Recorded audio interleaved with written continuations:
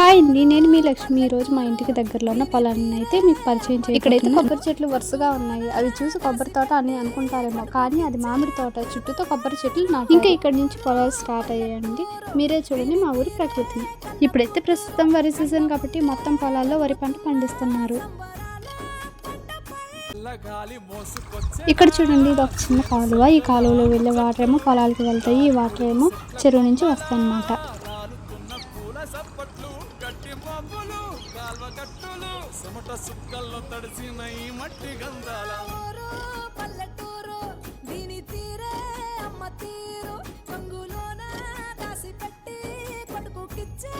ఇదేమో వంగ తోట, కానీ ఇక్కడ వేరుశనగ, నువ్వులు, మిరప, పెసలు, పుచ్చకాయ ఇవి కూడా పండిస్తారు. ఇదైతే పొలాలకు వెళ్ళే రూట్ అన్నమాట.